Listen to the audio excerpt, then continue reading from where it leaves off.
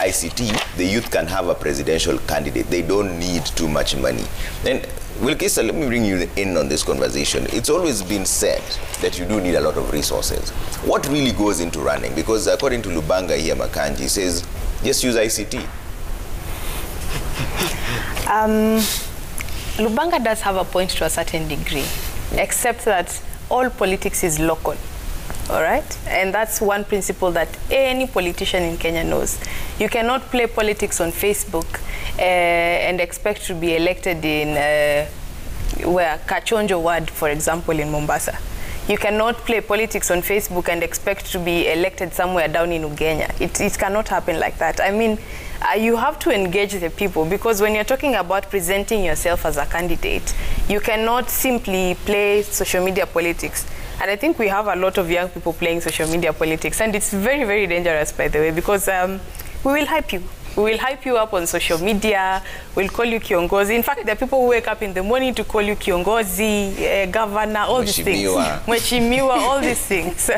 But at the end of the day, does that person who is calling you Kiongozi, governor, translating to a vote for you in your local community, in your ward or your constituency? That does not translate to a vote. That's merely a commentator on social media who probably is a constituent of Kiambu County, but they're telling you they'll vote for you in Homa Bay County. It doesn't work like that.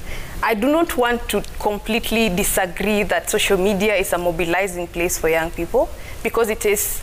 You can build a very good profile as a young person who's strategically placing themselves for certain political seats or influence on social media. That said, there are a lot of resources that go into running.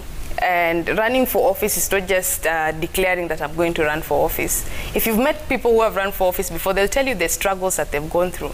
In fact, some find themselves at a very weird point where, as a young person, you have your maybe small salary or contribution from friends. You know, you've called friends here and there, they've given you some 5,000-10,000 to go home. And you clear it within half a day of the first day that you arrive there. So that's Friday afternoon. You've cleared everything you are given. You have Saturday, you need to go for burials, because those are the places where you can, talk to community members. You have Sunday, you need to go to church services in like 5 different churches, because that's where you can also find voters. And all this movement, first of all, needs money. Okay? Even branding yourself as a candidate who's credible for election needs money. Investing in yourself in terms of knowledge, the time, putting yourself forward for running for that particular position needs money. And we've not even gotten to the election, the crunch time for elections, where we're talking about big campaign rallies, we're talking about the vehicles that you need to move around, we're talking about the posters that you need, we're talking about the t-shirts that you need to give people, the merchandise, to brand yourself as a credible candidate, and also to have the visibility so that voters can identify that there's a person here called Wanjiko who is running for member of county assembly. So I think to assume that you do not need resources is the first problem. You do need resources. Yeah. And at Run for Office, we are very cognizant of that fact. In fact, most of the young people who come to us will tell us, if you ask them randomly, what's your problem? What's the gap that you need filled? They will tell you resources.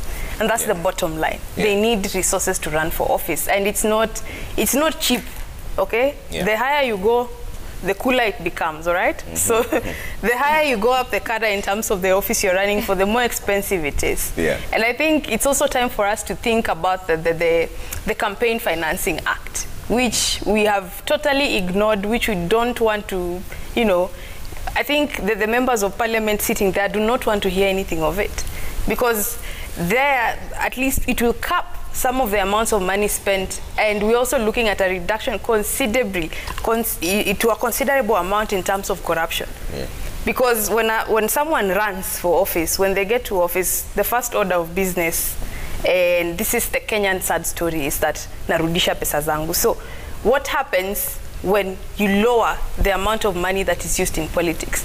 And I think it's also a problem because the personalities that are coming up as mobilizers, they're either mobilizing because they have the charisma, they have the kind of personality that draws people to them, or they're using money. Okay. So if today someone comes to your ward and gives wheelbarrows, as a young person who's running for member of county assembly, the only thing you have to tell the people is that me, I have a manifesto, and this is what I want to help you guys achieve, or this is where I want to take this community to. So what happens to you when you arrive there with no wheelbarrows, or you arrive there with no lesos or even unga to give people, and someone else has done all that? What happens to you?